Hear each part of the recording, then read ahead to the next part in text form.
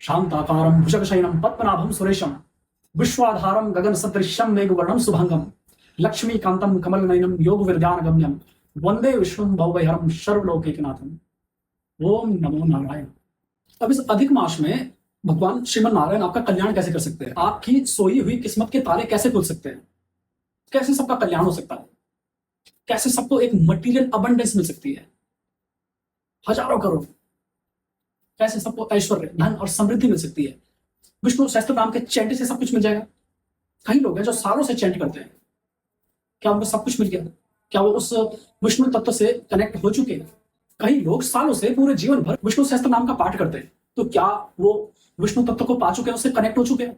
क्या वो अबंडेंस है उनके पास? पर कोई हो सकता है कि इतना कुछ ना भी करे, सिर्फ पाठ करने से नहीं। मैं उसका एसेंस समझता हूं, और एसेंस समझ भी गए तो भी हो सकता है आप कनेक्ट ना कर पाओ, क्योंकि हम विष्णु को चुन ही नहीं सकते, विष्णु हमें चुनते हैं। भगवान श्रीमन नारायण हमें चुनते हैं, और जब वो चुनते हैं तो सब कुछ ऑटोमेटिकली कनेक्ट होता जाता है। तो हमें इसके श्लोक के मीनिंग्स को भी जानना है, not talking about literal meaning, कि विष्णु तत्व इस सारी सृष्टि को सस्टेन करता है, पालनहार है, और जिसे पालन करना हो उसके पास उसे संपत्ति चाहिए। तो इसलिए माता महालक्ष्मी भगवान विष्णु के पास मटीरियल अबंडेंस, पता नहीं कितने लोग उनके पास है। उनसे मांगते हैं तो बस करोड़, 2 करोड़, 20 करोड़, कितने अखंड ब्रह्मांडों के स्वामी, उनसे हम मांग भी कितना सकते हैं? तो ध्यान से मांगना, क्योंकि वो दे देते हैं, सब कुछ मिल जाता है।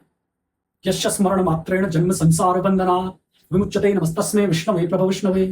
भगवान विष्णु के नाम के स्मरण मात्र से, सिर्फ स्मरण मात्र से आप जन्म और मृत्यु वाले इस संसार के सभी बंधनों से मुक्त हो जाते हैं। प्रश्न ये आता है कि जन्म और मृत्यु वाले संसार से मुक्त हो जाना, मुक्त कैसे हो पाओगे? और सिर्फ नाम लेने से मुक्त हो जाएंगे? वो एक स्टोरी हमने सुनी है अजामिल की। उसने भगवान का कभी नाम नहीं लिया, लेकिन उसके पुत्र का नाम नारायण था। मरते हुए उसने एक बार नारायण पुकार लिया, और हो सकता है ये सिर्फ एक इंडिकेशन था कि एक बार नाम लेने से भी हो सकता है। इसका मतलब ये नहीं कि आपने कभी नहीं लिया और एक बार ले लिया। इसका मतलब ये है कि जीवन भर पाठ आपने नहीं भी किया, लेकिन एक बार, वो एक नाम, एक बार, एक झलक, एक बार ही आपने प्रभु का नाम जब ले लिया, लेकिन वो नाम ऐसा हो जिसमें आपका समग्र अस्तित्व समाया हो, आपके पूरे अस्तित्व से वो नाम निकला हो। आप अब हरि नाम का जप नहीं करते, बल्कि आपका समग्र अस्तित्व ही जप करता है, वो नाम ही आपके अंदर गूंजता है, और एक्चुअल में वो नाम ही आपके अंदर है। आप वो नाम ही है, वो स्पेसिफिक वाइब्रेशन ही, बस माया का पर्दा है, अज्ञान का पर्दा है, जिससे कि हम भूल चुके हैं अपने मूल स्वरूप। और वो क्षण कभी भी घटित हो सकता है जहां पर एक ही बार आप प्रभु के नाम का स्मरण करो और आपको आपका मूल स्वरूप याद आ जाए। तो जन्म और मृत्यु के बंधनों से, इस संसार से तो हम मुक्त हो ही जाएंगे, क्योंकि इनसे मुक्त वही कर सकता है जो कि इन सभी बंधनों से परे हो, और भगवान श्रीमन नारायण इन बंधनों से परे हैं। लेकिन वो आपको वैराग्य की तरफ नहीं लेके जाएंगे, वो आपको मटीरियल अबंडेंस देंगे। सब कुछ आपके पास है, उसके बाद एक ऊर्ज सी उठ जाती है, क्योंकि कोई भी चीज तब तक ही हमें आकर्षित कर सकती है जब तक कि वो हमारे पास नहीं है, और वो चीज हमें मिल जाने के बाद जो उसी में पड़े रह जाते हैं, वो सिर्फ लक्ष्मी तक ही पहुंचे। लेकिन जो उसे माध्यम बनाकर उससे आगे निकल जाए, वो विष्णु तक पहुंच जाते हैं, वो उनके जीवन में ऐश्वर्य होता है। तो यात्रा सिर्फ लक्ष्मी तक नहीं है, लक्ष्मी माध्यम है विष्णु तक पहुंचने के लिए, पैसा माध्यम है जीवन में ऐश्वर्य लाने के लिए। तो इसलिए इस श्लोक में स्पेसिफिकली कहा गया है कि सिर्फ नाम के स्मरण मात्र से, यश स्मरण मात्रेण, भगवान श्रीमन नारायण के श्लोक के नाम के स्मरण मात्र से जन्म संसार बंधना, जन्म और संसार के सभी बंधन आपके खत्म हो जाते हैं, और आप अविनाशी हो जाते हो, आप एटर्नल हो जाते हो, आप इमॉर्टल हो जाते हो। और ये इमॉर्टैलिटी के लिए आपको कुछ त्यागना नहीं पड़ेगा। अगर आप भगवान विष्णु के मार्ग पर हैं तो आपको सब मिलेगा, सब कुछ मिलेगा, और सब कुछ मिलने के बाद, उसे भोगने के बाद ये सब स्वयं छूट जाएगा। हमें छोड़ने की जरूरत ही नहीं पड़ेगी, हमें त्याग करना ही नहीं पड़ेगा। भगवान विष्णु के सहस्त्र नामों में एक नाम उनका महाभोग भी है, आगे वो आएगा। वो नाम मुझे बहुत प्रिय है, महाभोग।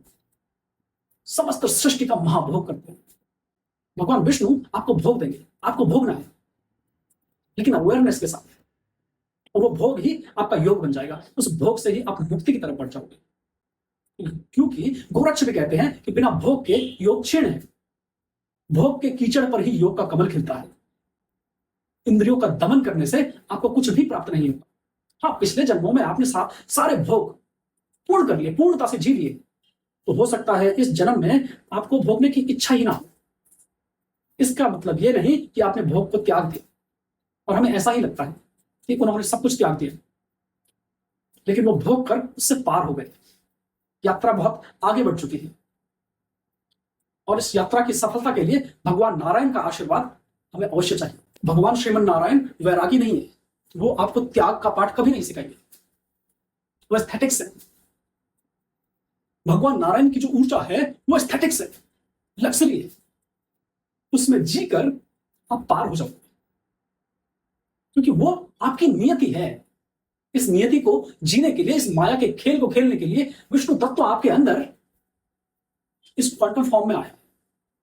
तो आपकी वाइब्रेशन को स्पेसिफिक फ्रीक्वेंसी पे, अबंडेंस की हर एक फ्रीक्वेंसी पर वाइब्रेट करना ही होगा, क्योंकि वो उसी चीज के लिए, उस वाइब्रेशन के लिए, उस फ्रीक्वेंसी को जीने के लिए आई है। इसलिए त्याग का कोई महत्व ही नहीं। भगवान विष्णु के नाम का स्मरण मात्र से आपको वो सारी अबंडेंस मिल जाएगी, जिस अबंडेंस के बाद आगे सिर्फ मुक्ति ही है और कुछ भी नहीं, क्योंकि उससे बड़ा वो महाभोग है। अब उससे ज्यादा हम क्या भोग पाएंगे? जब आपके भोग की पीक आ जाएगी, the peak of materialism is the beginning of spiritualism. यही विष्णु तत्व, यही भगवान विष्णु की कृपा है कि मटीरियलिज्म के उस पीक पर आपको लेकर जाएंगे जहां पर सब कुछ व्यर्थ हो जाएगा, सब कुछ भोग लिया, अब इसमें कुछ है ही नहीं, तो यहां पर रुके क्यों? इससे ऊपर क्या है? फिर उससे ऊपर स्वयं महाविष्णु है, उसके ऊपर भगवान श्रीमन नारायण है, वो महाभोग है। इसलिए संसार में आपको किसी भी प्रकार की आपकी कोई रिक्वायरमेंट है, तो हम भगवान विष्णु के पास जाते हैं, क्योंकि वो पालनहार हैं, वो सस्टेनर है, वो सस्टेन करते हैं इस यूनिवर्स को। वो ही सारी अबंडेंस के स्वामी हैं। विष्णु से आपको कनेक्ट करने के लिए बहुत सारी चीजों का ध्यान रखना होगा, आपको साफ सफाई से रहना होगा, रूल रेगुलेशंस आपको मानने होंगे। जैसे शिव तत्व है, शिव जी के सामने आप किसी भी प्रकार से, वो भोले, वहां पर आप किसी भी प्रकार से पूजा अर्पण करके उन्हें प्रसन्न कर सकते हैं। वो मोक्ष के देवता, वो मोक्षदायी है, वो मोक्ष देते हैं। लेकिन विष्णु के लिए आपको अच्छा भी दिखना होगा, अच्छी फ्रेग्रेंस, अच्छी अपीयरेंस, एक ऑर्डर के साथ। ये नहीं वही केले सेब सब वही चढ़ा दिए, नहीं, एक ऑर्डर, एक cosmic, Vishnu is a cosmic order, एक कॉस्मिक रिदम, बहुत तरीके से रखा हुआ, हर चीज बहुत ही पिन पॉइंट एक्यूरेसी के साथ, वेल मेंटेन। तब विष्णु आपसे प्रसन्न हो सकते हैं, और जब विष्णु प्रसन्न होते हैं तो फिर ऐसा कोई भोग नहीं इस दुनिया में, इस संसार में, जो आपको मिल ना सके। इसलिए हम विष्णु तत्व की मीमांसा करेंगे इस पूरे पुरुषोत्तम मास में। पुरुषोत्तम मास को मल मास भी कहा जाता है। मल अर्थात गंदगी, इसमें कोई शुभ कार्य नहीं होते। तो जब ये मास, इसे सबने धिक्कार दिया, तो फिर भगवान श्रीमन नारायण के पास गया, और जब भगवान श्रीमन नारायण ने इन्हें अपने चरणों में आश्रय दिया, तो मलमास से पुरुषोत्तम मास हो। और इस महीने में उनकी भक्ति करने से आपको हजारों गुना अबंडेंस मिलेगा। ये एक गेटवे है, ये विंडो खुली है एक महीने की। इस विंडो का हमें यूज करना चाहिए। अबंडेंस की उस एनर्जी से कनेक्ट करने की ये विंडो हमारे सामने जो ओपन हुई है, 3 साल में एक बार खुलती है। क्या हमें इसका यूज नहीं करना चाहिए? क्या हमें उस एनर्जी से कनेक्ट करने की विंडो जो खुली है, कनेक्ट नहीं करना चाहिए? हमें करना चाहिए। कर्म हम करते जाते हैं, लेकिन अगर हम ऊर्जाओं पे भी थोड़ी बहुत काम करते रहे, तो हम उस अबंडेंस को प्राप्त कर सकते हैं। क्यों दुनिया की 95% वेल्थ सिर्फ 5% लोगों के पास है, और फिर बची हुई 5% वेल्थ 95% पॉपुलेशन में डिस्ट्रीब्यूटेड है। वो 5% लोग ऐसा क्या कर रहे हैं?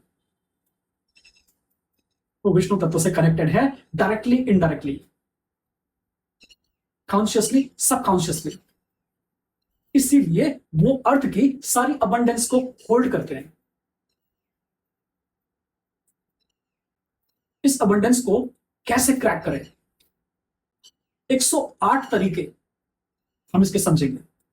विष्णु सहस्त्र नाम में भगवान के 1000 नाम, जो कि 108 वर्ष के अंदर पिरोए गए हैं। हरिओम।